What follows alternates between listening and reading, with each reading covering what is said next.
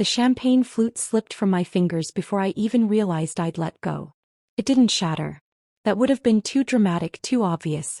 Instead, it hit the Persian rug with a dull thud, pale liquid spreading like a secret across those expensive threads Victoria was always bragging about.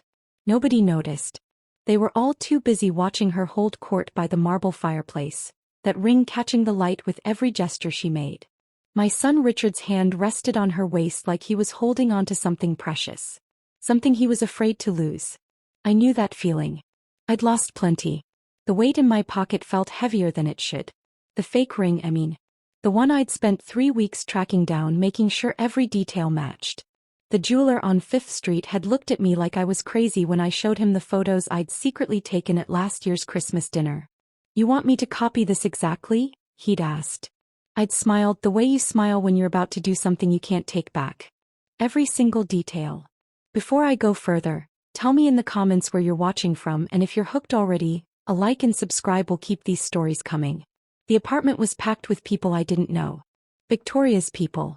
Her advertising friends with their sharp suits and sharper laughs. Her book club friends who probably never read anything heavier than a wine label. Her yoga instructor, her personal shopper, her nutritionist. When did marriages need this many witnesses? When Richard married her 30 years ago, we'd had 40 people in my backyard. Now she needed 200 strangers in a penthouse that cost more than my entire house. Francesca. Victoria's voice cut through the noise like glass through skin. She was coming toward me, that smile plastered on her face. The one that never reached her eyes. "There you are, hiding in the corner. You really should mingle more." Richard would want his mother to enjoy herself. His mother. Not Mom. Not even Fran. Just his mother, like I was some distant relative who'd shown up uninvited. "I'm fine right here," I said, bending down to pick up the glass. My knees protested.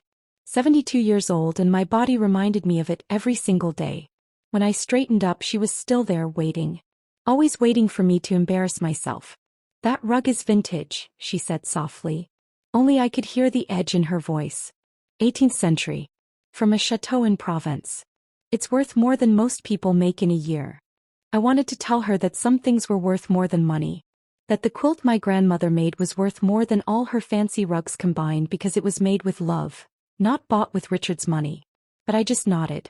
"I'll be more careful." He touched my arm. Her fingers were cold even through my sleeve. "I know these parties aren't really your style, Francesca. All these people, all this noise. But it means so much to Richard that you're here. He talks about you all the time, you know." Lies. Richard barely called anymore. Last Christmas he'd sent his assistant to drop off my present. A fruit basket. His assistant had given me a fruit basket from my own son. "The ring looks beautiful on you," I said, watching her face. "Still as stunning as the day Richard gave it to you." Her expression softened. Pride, that's what it was. Pure simple pride. She held up her hand, letting the light catch the diamond. 3 carats. Flawless. Set in platinum with tiny sapphires forming a halo around it. Richard had spent 6 months' salary on that ring back when 6 months' salary actually meant something to him. Before the promotions. Before Victoria convinced him to move into her world and leave his old life behind. "He has excellent taste," she said. Though I did help him pick it out. He wanted something flashier, but I told him true elegance is subtle. Another lie. I'd been there when Richard bought that ring. He'd agonized over it for weeks, visiting every jeweler in the city until he found the perfect one. Victoria didn't even know him then. She'd come later, after his first wife died. After he was vulnerable and lost and looking for someone to fill the empty spaces. "Excuse me," I said, moving past her. "I need to use the restroom." Her bathroom was bigger than my kitchen. Marble everywhere, gold fixtures, one of those rainfall showers that probably used enough water to fill a swimming pool.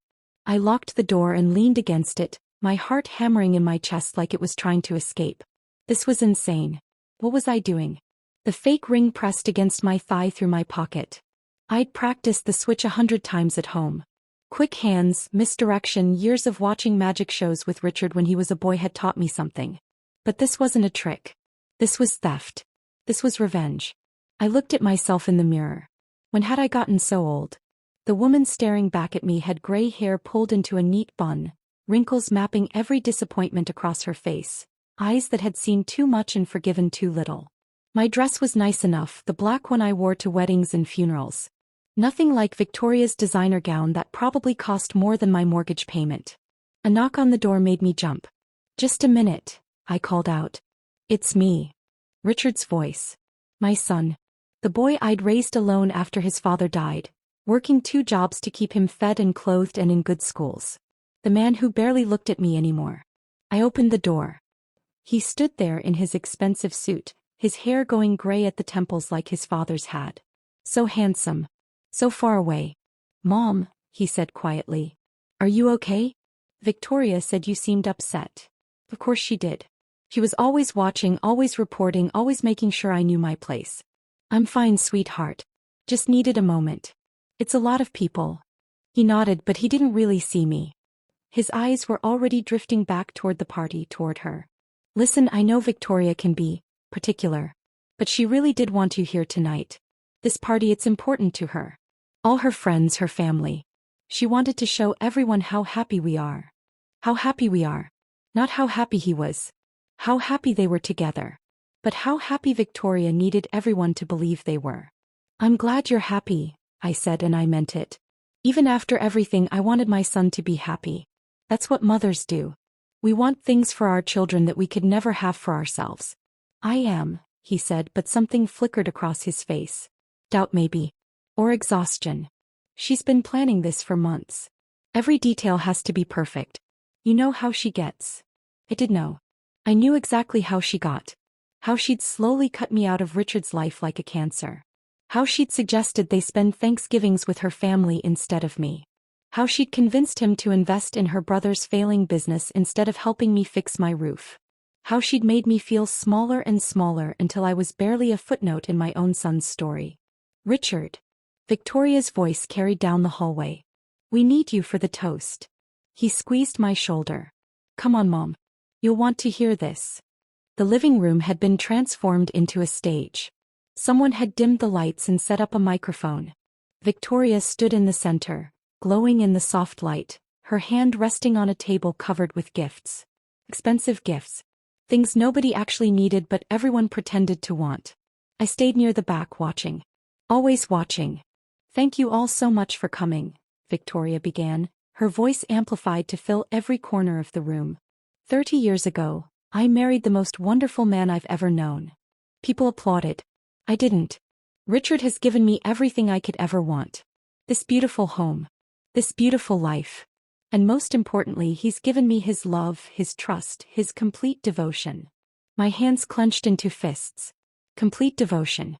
Like he didn't have a mother who'd sacrificed everything for him. Like he'd sprung fully formed into Victoria's perfect world. "But tonight," she continued, turning to look at Richard with those carefully practiced tears in her eyes, "I want to give him something in return. Something I've been saving for the right moment." She reached into a box on the gift table and pulled out an envelope. "Richard, my love. I've booked us a 6-month trip around the world. Just the 2 of us. We leave next week." The room erupted in cheers. Richard looked stunned. 6 months. Half a year on the other side of the world, away from everything. Away from me. I felt something crack inside my chest. Not my heart breaking. That had happened too many times to count. This was different. This was the sound of the last thread snapping. The last connection severing. The last hope dying. Victoria was still talking, saying something about always dreaming of traveling, about how they deserved this adventure, about how nothing could make her happier than having Richard all to herself. She emphasized those last words while looking directly at me. All to herself. The room had gone warm. Too warm. I could feel sweat on my upper lip, taste something bitter in the back of my throat. The fake ring in my pocket felt like it was burning through the fabric. Someone pushed past me to get a better view. I stumbled, caught myself on a side table. A photo frame wobbled. I grabbed it before it fell. It was a picture of Richard and Victoria on their wedding day. She looked young and beautiful and triumphant. He looked happy but tired, like he'd been running for a long time and had finally found a place to rest. Where was I in that picture? Where was I on that day? I'd been there, of course, sitting in the 3rd row. Not the front. Victoria's mother had sat in the front. I'd worn a blue dress I'd saved for months to afford. Nobody had commented on it. Nobody had even looked at me twice. The speech ended. More applause. Richard pulled Victoria close and kissed her while everyone whistled and cheered like they were teenagers instead of people pushing 60. Then the music started again and the crowd dispersed, breaking into smaller groups, flowing like water around the furniture. This was it. This was my moment. I moved through the party like a ghost. Nobody paid attention to an elderly woman in a plain dress. That was one advantage of being invisible. I'd become very good at it over the years. Victoria was near the bar, laughing with 3 women I didn't recognize. Her left hand gestured as she talked, the ring flashing. I positioned myself nearby, pretending to examine the appetizers on the table. Tiny things on tiny plates. Food that was meant to be looked at more than eaten. Francesca. One of Victoria's friends noticed me. Paula, I think her name was. Or Patricia. You must be so proud of Richard. Such a successful man. And still so devoted to Victoria after all these years. Yes, I said. Very devoted. And that ring. She grabbed Victoria's hand, pulling it close to examine.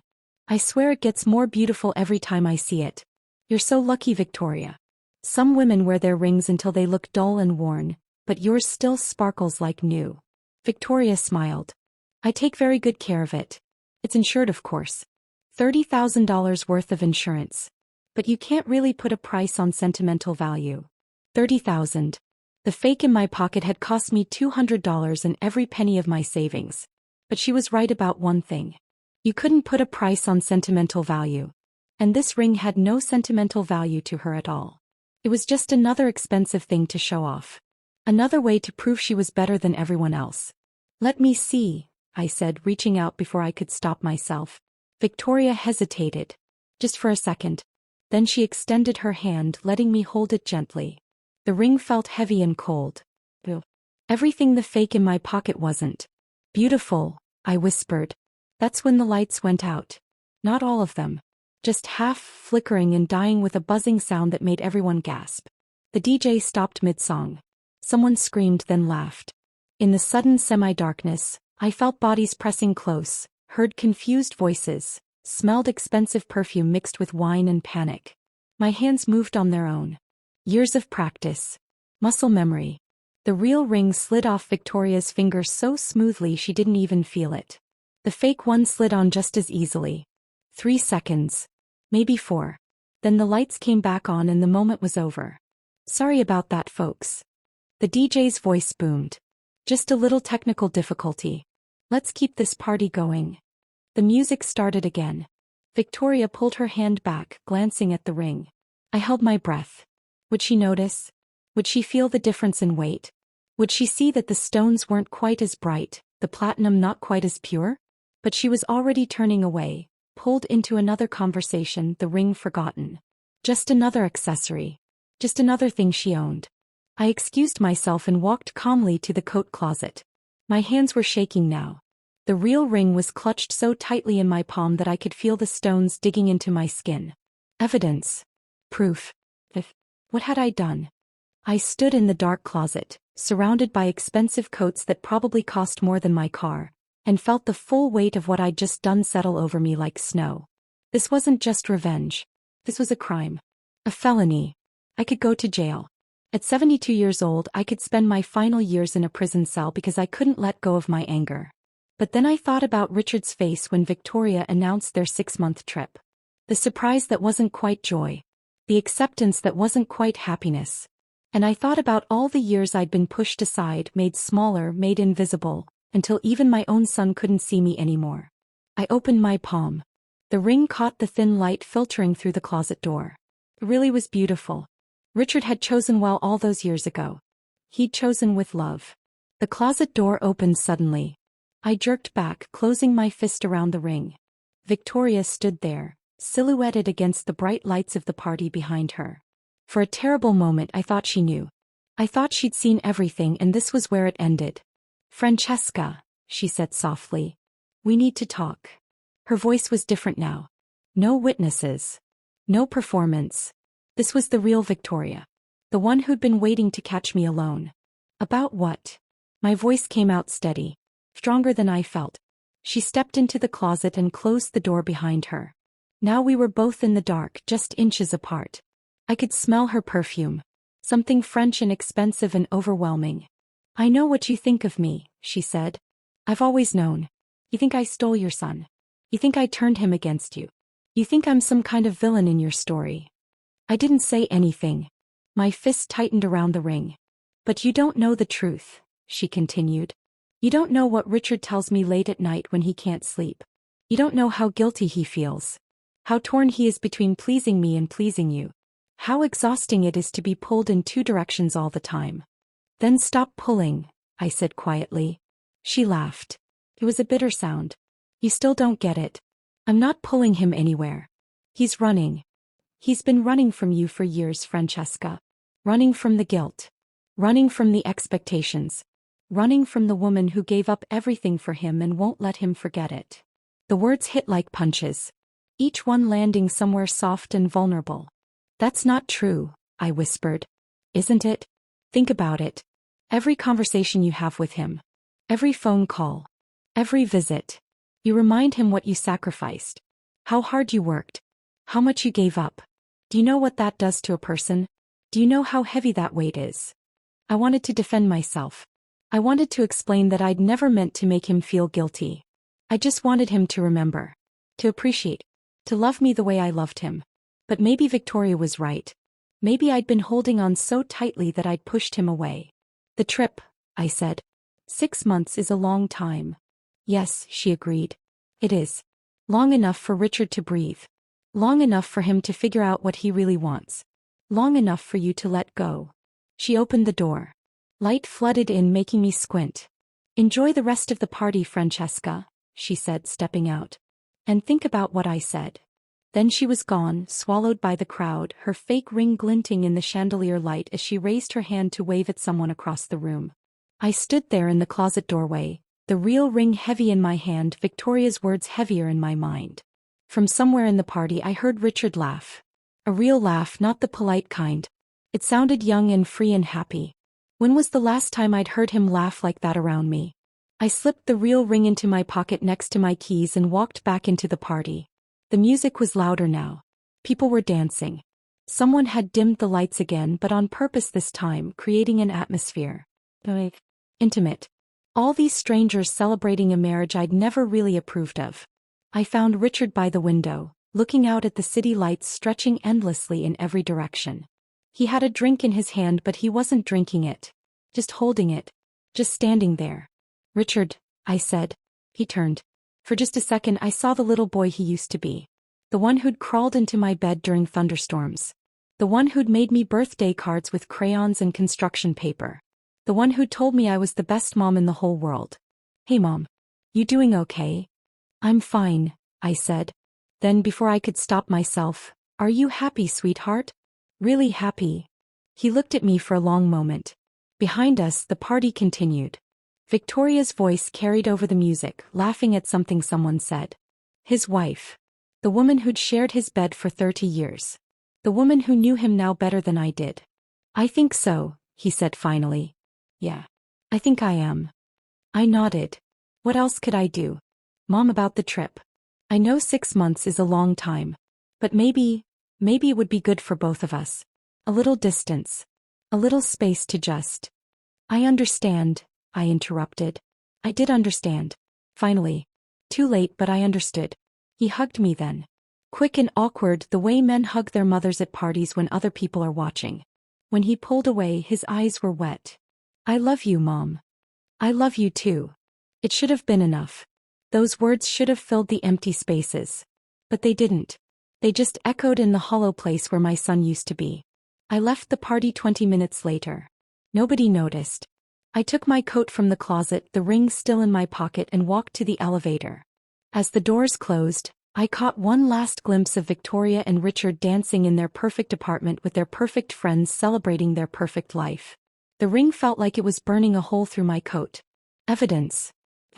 Crime. But also proof. Proof that I was still here. Still visible. Still able to make things happen even if they were the wrong things. Outside, the night was cold and clear. I started walking. I didn't know where I was going. Just away. Always away. My phone buzzed. A text from Richard. Thanks for coming tonight, Mom. It meant a lot. I stared at the message for a long time. Then I typed back, I'm proud of you, sweetheart. Have a wonderful trip. 3 dots appeared. Disappeared. Appeared again. Then, thank you. I kept walking. The city lights blurred together. Or maybe that was just my eyes. I couldn't tell anymore. When I got home, I sat at my kitchen table and took out the ring. It sparkled under the fluorescent light, beautiful and cold and worth more than everything I owned combined. $30,000. A fortune. My retirement money. My emergency fund. My security. I could sell it. I should sell it. That's what any sensible person would do. But I didn't want the money. I'd never wanted the money. What did I want? The question hung in the air unanswered. The ring sat on my table like an accusation. Outside, somewhere in the city, my son was dancing with his wife, planning their escape. And I was here, alone with my anger and my stolen jewelry and my questions that had no good answers. My phone buzzed again. But this time it wasn't Richard. It was Victoria. I know what you did, Francesca. We need to meet. Tomorrow. 2 p.m. The coffee shop on Parker Street. Come alone. Don't make me call the police. My blood turned to ice. He knew. I didn't sleep that night. Every time I closed my eyes, I saw Victoria's face in that closet. Her voice echoing. I know what you think of me. Had she known then? Had she felt the switch happen in those few seconds of darkness? Or had she discovered it later, examining the ring under better light, noticing the stones weren't quite right, the weight wasn't quite the same? The ring sat on my nightstand in a small jewelry box I'd dug out from the back of my closet. My mother's jewelry box, the one she'd given me when I got married. It seemed fitting somehow. One generation's treasure holding another's theft. At 5 in the morning, I gave up on sleep.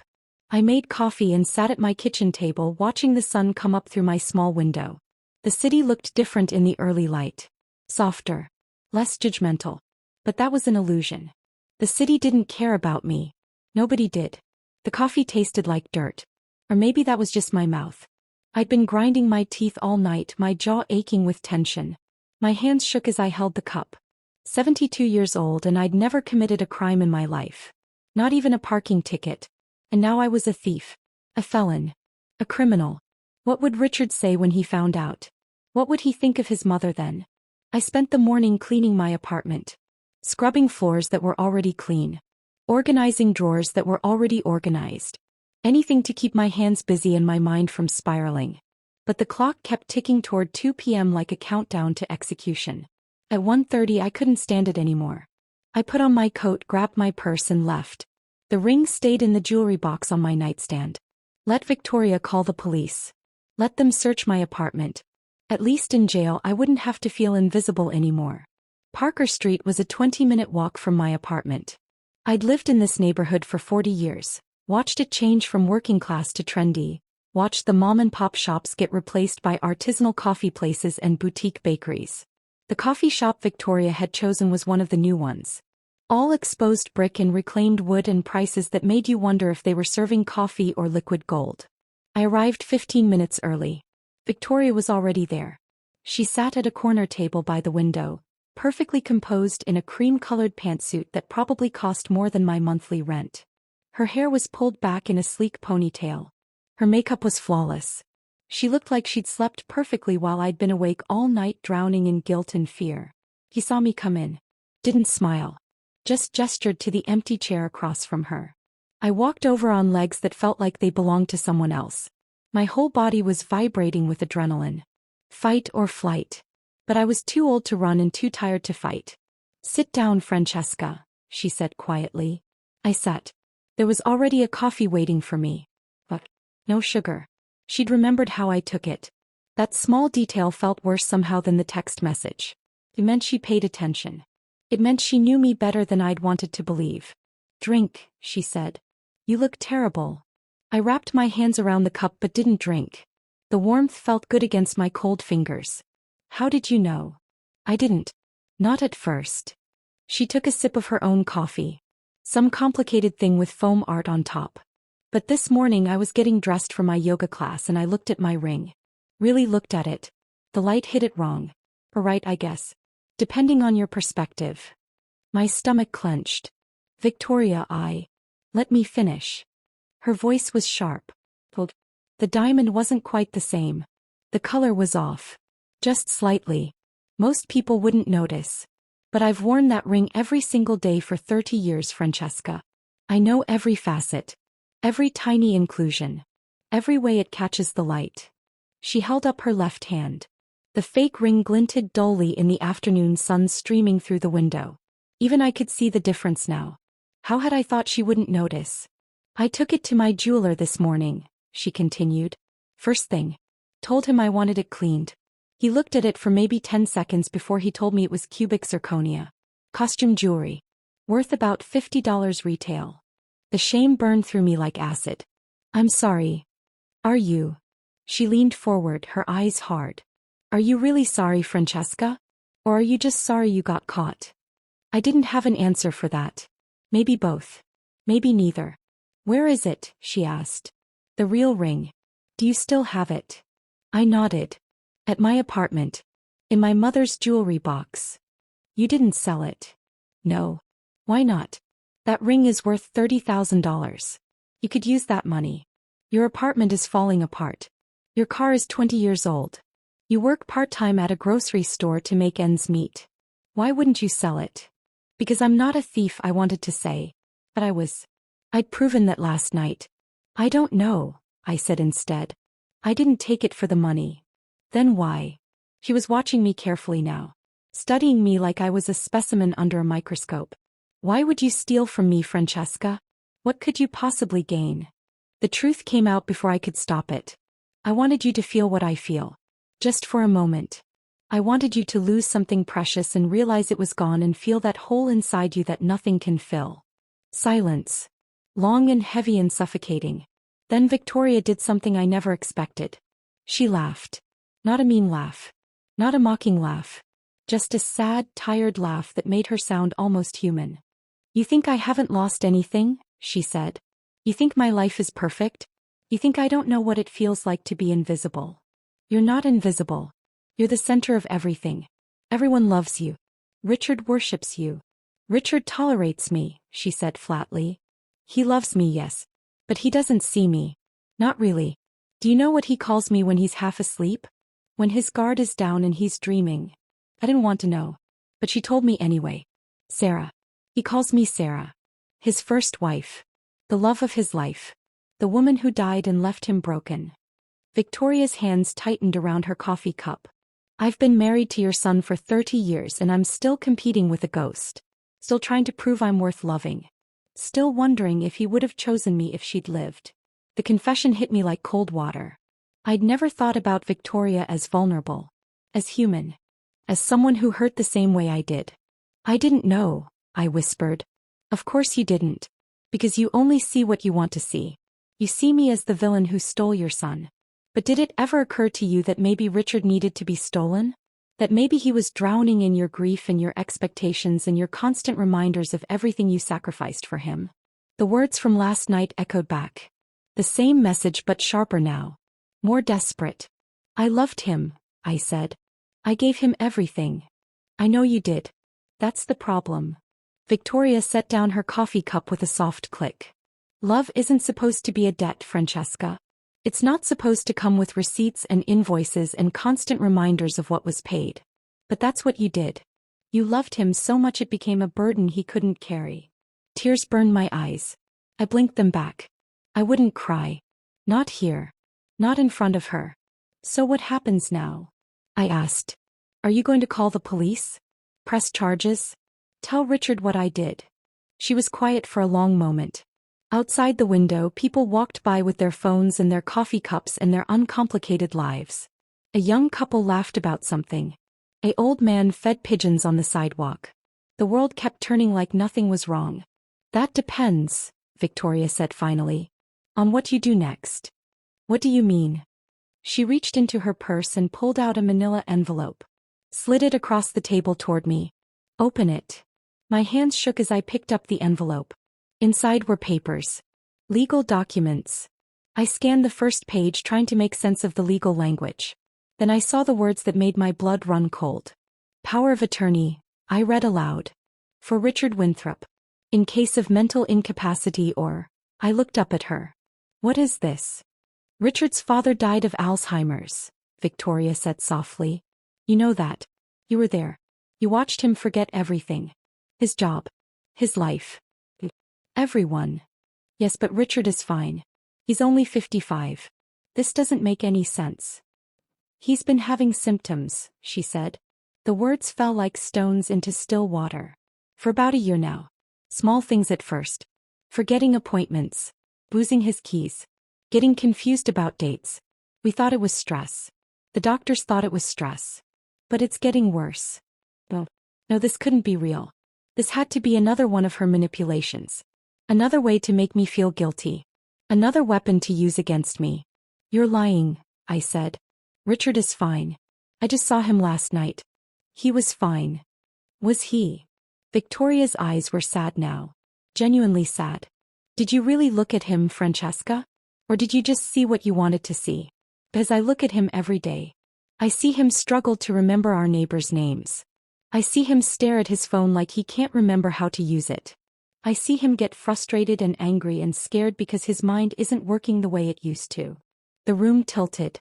I gripped the edge of the table to steady myself. That's why we're taking the trip, she continued. 6 months around the world. Because the doctors said if it is early onset Alzheimer's, he has maybe 5 good years left. 5 years before he starts to really decline. I want him to have those years. I want him to see the world and be happy and make memories while he still can. Does he know? My voice came out as a whisper. About the diagnosis? We don't have a diagnosis yet. Just symptoms and scary possibilities. He's going through tests. Cognitive assessments. But he's in denial. He thinks if he pretends everything is fine it will be fine. She paused. Sound familiar? It did. Sounded exactly like something Richard would do. Something I'd taught him by example. Ignore the problem. Push through. Never show weakness. Never admit you're scared. Why are you telling me this? I asked. Because you're his mother. Because you have a right to know. And because I need your help. I almost laughed. After everything that had happened. After I'd stolen from her. After all the years of hostility and resentment.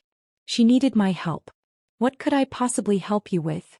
She tapped the papers in front of me. If Richard's condition gets worse, someone will need to make medical decisions for him. Financial decisions. Life decisions. That person should be someone who loves him. Who knows him. Who wants what's best for him. You mean you, I said. I mean us. She looked at me directly now. No performance. No mask. Just raw honesty. I'm not stupid, Francesca. I know you hate me. I know you think I ruined your relationship with Richard. But despite everything, I also know you love him. And when the time comes when he can't make decisions for himself, he's going to need both of us. Not fighting. Not competing. Working together. The papers blurred in front of me. I was crying now. Couldn't help it. All these years I'd spent being angry at Victoria for taking my son away. And now she was telling me I might lose him anyway. Really lose him. Watch him disappear the way his father had disappeared. Watch the light go out in his eyes. Watch him forget my name. I can't, I said. I can't go through that again. You don't have a choice, Victoria said gently. Neither of us do. This is happening whether we're ready or not. The only question is whether we face it together or tear each other apart while Richard suffers in the middle. She reached across the table and took my hand. Her fingers were warm now. Not cold like last night. Human. I need you to return the ring, she said. Not because I care about the ring. But because Richard will notice eventually. He's still sharp enough for that. And if he finds out what you did, it will break his heart. And he doesn't have time for a broken heart, Francesca. He doesn't have time for our petty wars anymore. I nodded. Couldn't speak. Just nodded. And then, she continued, I need you to help me convince him to go on this trip. He's having second thoughts. Worried about work. About leaving. About you being alone for 6 months. He needs to hear from you that it's okay. That you want him to go. That you'll be fine. But I won't be fine, I said. 6 months without seeing him. Without knowing if he's okay. Without. We'll video call, Victoria interrupted. Every week. I promise. And I'll send you pictures. Updates. Everything. You won't be cut out, Francesca. Not anymore. But you have to let him go. You have to stop holding on so tight that he can't breathe. It was the hardest thing anyone had ever asked me to do. Harder than working 2 jobs to raise Richard alone. Harder than watching my husband forget who I was. Harder than any of it. But looking at Victoria's face, seeing the fear and exhaustion and desperate hope in her eyes, I realized something. She wasn't the villain of my story. She was just another woman trying to hold on to someone she loved. Just like me. Just like everyone. Hey, I said. I'll return the ring. I'll talk to Richard. I'll do whatever you need. Victoria's shoulders sagged with relief. Thank you. We sat in silence for a while, drinking our coffee, watching the world outside the window. 2 women who'd spent years hating each other, suddenly united by the cruelest thing life could throw at us. Can I ask you something? I said finally. What? Do you love him? Really love him? Not just as a replacement for Sarah or a status symbol or whatever I've convinced myself you wanted him for. Do you actually love my son? Victoria looked at me with eyes that had seen too much and forgiven too little. Just like mine. More than anything, she said. Even when he calls me by her name. Even when I know I'm second choice. I love him so much it hurts. And I'm going to fight for every single day we have left together. Even if those days are short. Even if he forgets my name too. I believed her. For the first time in 30 years I actually believed her. We should go, she said, checking her phone. I told Richard the first was meeting my trainer. He'll wonder if I'm gone too long. We stood up together. Walked to the door together. Outside on the sidewalk she turned to me. Bring the ring to my apartment tomorrow morning. 9 a.m. Richard will be at his doctor's appointment. We'll swap them back and he'll never know. She paused. And Francesca? We're going to get through this. All of us. But we have to be honest with each other from now on. No more games. No more stealing. No more pretending. No more pretending, I agreed. She walked away toward her car. I watched her go, this woman I'd hated for so long. This woman who was about to lose the man she loved to the same disease that had taken mine. This woman who was still fighting. Still hoping. Still loving despite knowing how the story might end. I started walking home. The city looked different now. Still hard. Still unforgiving. But maybe a little more beautiful too. Like seeing it through someone else's eyes. My phone rang. Richard's name on the screen. My heart seized. Hi, sweetheart, I answered. Hey, Mom. Just wanted to check on you. You left the party kind of suddenly last night. Everything okay? His voice sounded normal. Warm. Like my Richard. Not like someone who was slowly losing his mind. Everything's fine, I said. I was just tired. Too much excitement for this old woman. He laughed. You're not old, Mom. You're seasoned. Is that what we're calling it now? Listen about the trip. I know 6 months seems like a long time. But Victoria and I, we really need this. We need to reconnect. Remember why we fell in love in the first place. You understand, right? I understood more than he knew. I understand, Richard. And I think you should go. Life is short. You should see the world while you can. Make memories. Be happy. Silence. Then his voice, thick with emotion. Thank you, Mom. That means everything to me. I love you, sweetheart. I love you too. After he hung up, I stood on the corner of Parker Street and cried. Not quiet tears. Big, ugly sobs that made people stare and give me wide berth. Let them stare. Let them judge. I'd spent too many years holding everything in. Pretending to be strong. Being invisible. When I got home, I took the ring out of the jewelry box and held it up to the light. It was still beautiful. Still perfect. Still worth more than everything I owned. But it wasn't mine. It never had been. Tomorrow I would return it. Tomorrow I would start trying to build a bridge to Victoria instead of burning one. Tomorrow I would learn to let my son go so he could fly while he still remembered how. But tonight, just for tonight, I let myself grieve. For the years I'd wasted being angry. For the relationship with Richard I'd damaged with my possessiveness. For the time we were all about to lose. My phone buzzed. A text from an unknown number. This is Victoria. I wanted to say thank you. For understanding. For being willing to try. Richard is lucky to have you as his mother. Even if it took me 30 years to see it. I texted back with shaking fingers. He's lucky to have you too. Take care of him for me. While he still knows who we are. 3 dots appeared. Then, I will. I promise. I sat in my small kitchen, in my small apartment, in my small life that suddenly felt huge and terrifying and precious. Outside my window, the sun was setting, painting the sky in shades of orange and pink and gold. Tomorrow would come. The ring would be returned. Richard would go on his trip. Life would continue its cruel march forward. But tonight I had this moment. This breath. This small piece of peace. It would have to be enough. Because somewhere across the city, in a penthouse I'd hated, a woman I'd despised was probably sitting at her window too. Watching the same sunset. Loving the same man. Fighting the same fear. We were more alike than I'd ever wanted to admit. And somehow that made everything a little less lonely. The next morning I woke up at 6 a.m. with the ring already in my coat pocket. I'd put it there the night before, afraid that if I waited until morning I'd lose my nerve. Afraid I'd change my mind. Afraid I'd do something stupid like throw it in the river or mail it back anonymously or any of the 100 other cowardly options my brain had conjured up at 3 in the morning when sleep wouldn't come. The subway ride to Victoria's building felt longer than usual. Every stop. Every delay. Every person who got on and off. The ring felt like it weighed 1,000 pounds in my pocket. Evidence of my crime. Proof of my desperation. A symbol of everything I'd done wrong. I arrived at her building at 8:55. 5 minutes early. The doorman recognized me from the party and waved me through without calling up. Small mercies. The elevator ride up felt like ascending to my own execution. My reflection in the polished brass doors looked older than I remembered. Tired. Defeated. But maybe a little wiser too. Victoria answered on the first knock. She was dressed casually. Jeans and a sweater.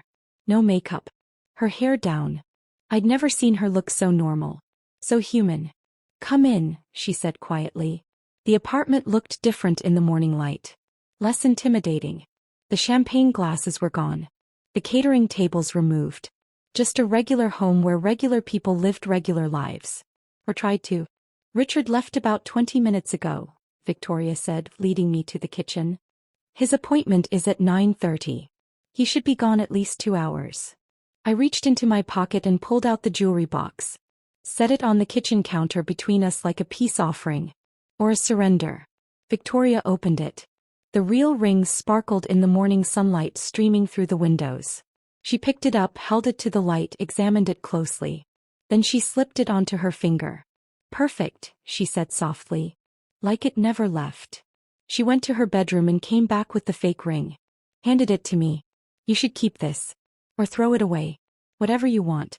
I don't need it anymore." I took the fake ring and put it in my purse. Maybe I would throw it away. Maybe I'd keep it as a reminder of the worst thing I'd ever done. I hadn't decided yet. "Coffee?" Victoria asked. "Sure." We sat at her kitchen table. The same table I'd seen piled with expensive gifts at the party.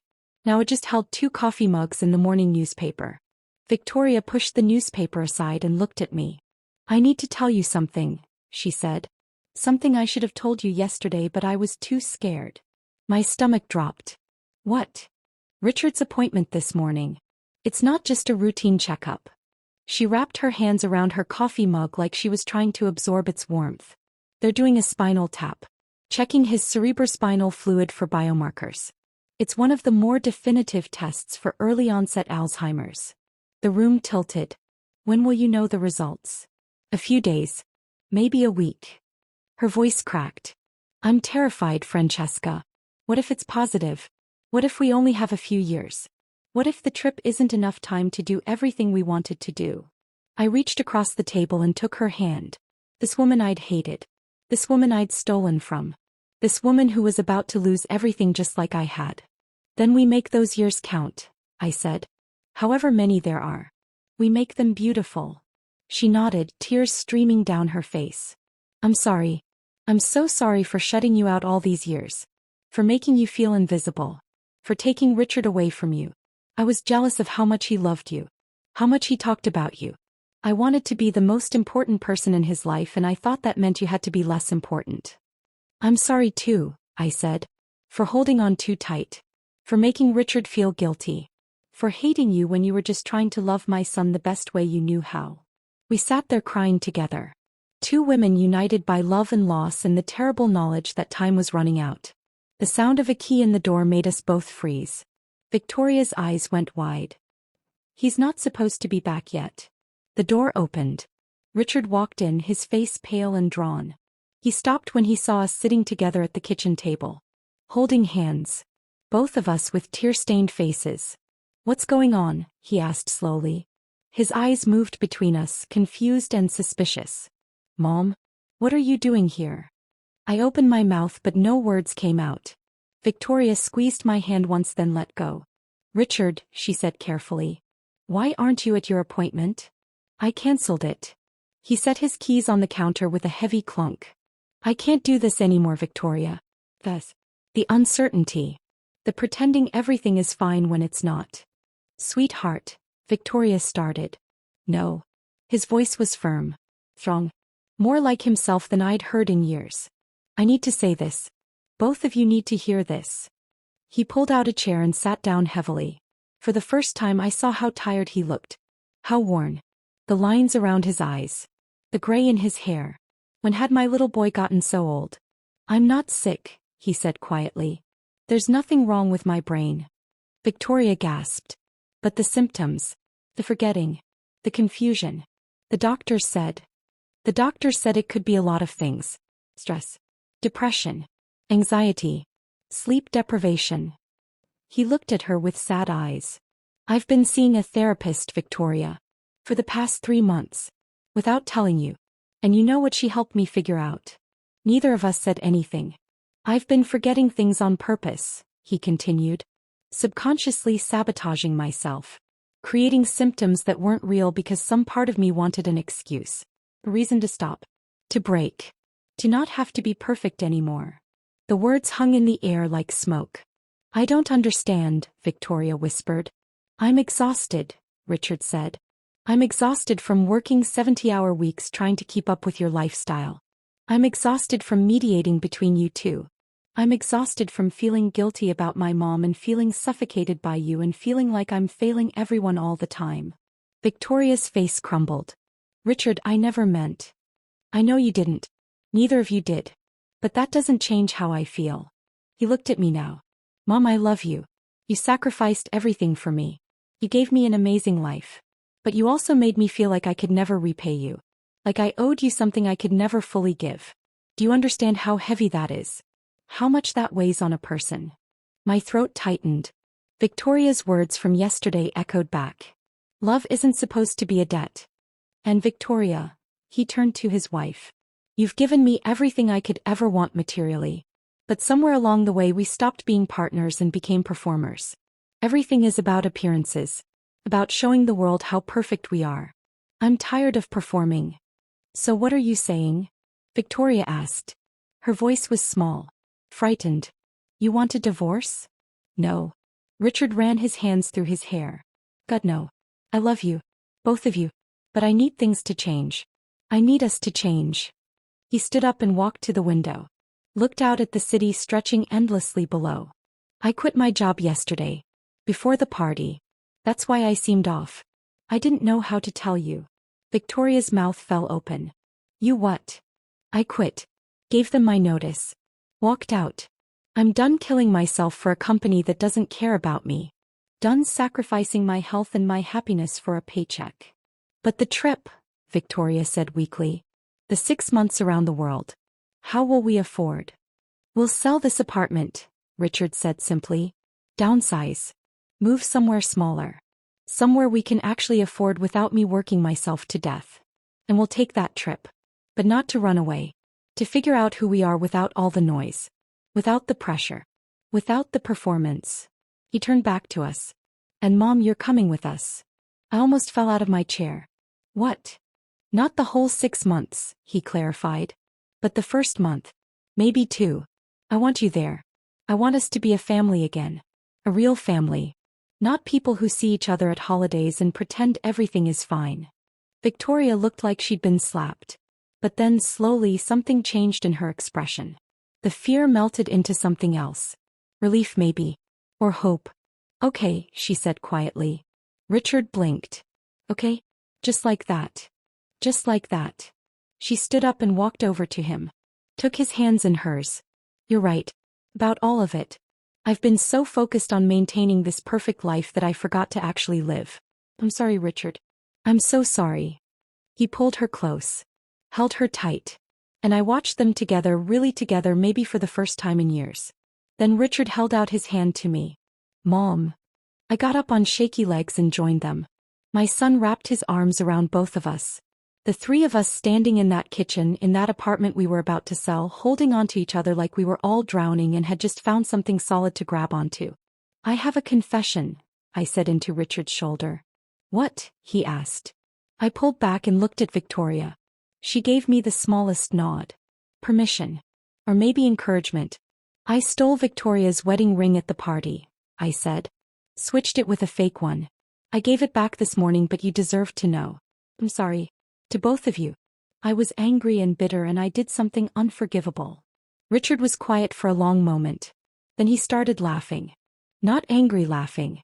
Real laughing. The kind that comes from somewhere deep and genuine. Of course you did, he said, shaking his head. That's the most mom thing you've ever done. You're not mad? I asked. I'm too tired to be mad, Mom. And honestly, after everything I just confessed, I don't think any of us have room to judge. He looked at Victoria. Did you know? I figured it out yesterday, she admitted. We handled it. You handled it, he repeated slowly. Together. Without killing each other. Miracles do happen, Victoria said dryly. Richard pulled us both close again. You rule. No more secrets. No more performing. No more pretending. We tell each other the truth even when it's hard. Especially when it's hard. Deal. Deal, Victoria and I said together. We stood there in the kitchen as the morning light grew stronger. 3 broken people trying to put themselves back together. 3 people who'd hurt each other and been hurt and were choosing to try again anyway. It wasn't perfect. It wasn't a fairy tale ending. But it was real. And maybe that was better. So, Victoria said eventually, we should probably start packing. If we're selling this place, we have a lot of work to do. And I should probably start looking at apartments, I said. Somewhere closer to wherever you two end up. If that's okay. More than okay, Richard said. Necessary. We spent the rest of the morning making plans. Real plans. Not performances or obligations, but genuine excitement about the future. About traveling together. About building something new from the wreckage of what we'd broken. Around noon, Richard's phone rang. He looked at the screen and his face went serious. It's the doctor's office. Victoria's hand found mine under the table. We held on tight. Richard answered. Listen. His expression didn't change. When he hung up, he looked at both of us. They want to reschedule. Said they had a cancellation tomorrow morning if I wanted it. Or I could wait a few weeks. What do you want to do? Victoria asked. Richard looked at the phone in his hand. Then at us. Then out the window at the city that had demanded so much from all of us. I want to cancel it, he said. Not reschedule. I'm not sick. I'm just tired. And I think the best medicine for that is living differently. Not looking for diseases that aren't there. Victoria nodded. Then cancel it. He did. Right there in front of us. One quick phone call and it was done. No more tests. No more fear. No more waiting for bad news that might never come. Who wants lunch? Richard asked. There's a diner on Columbus. They make the best grilled cheese. Haven't been there in years. I know that place, I said. Your father used to take you there when you were little. You'd get chocolate milk and make a mess. Let's go then, Victoria said. All of us. Like a family. We left the apartment together. Victoria grabbed the fake ring from my purse on the way out and dropped it in the kitchen trash. Don't need that anymore, she said. In the elevator, Richard stood between us. Put one arm around his wife and one arm around his mother. Thank you, he said. For trying. For changing. For giving us a second chance. Third chance, I corrected. Maybe fourth. I've lost count. Victoria laughed. However many chances it takes. The diner was exactly as I remembered it. Worn booths and cracked vinyl and coffee that tasted like it had been sitting too long. Perfect. Home.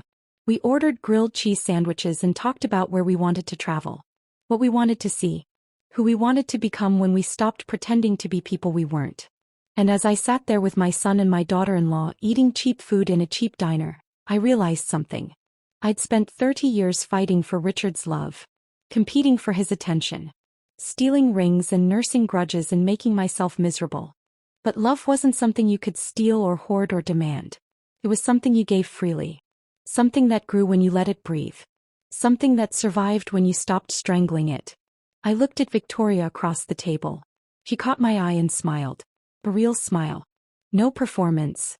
No pretense. I smiled back. We still had a long way to go. Years of damage to repair. Patterns to break. New ways of being to learn. But for the first time in 30 years I wasn't fighting anymore. I was home.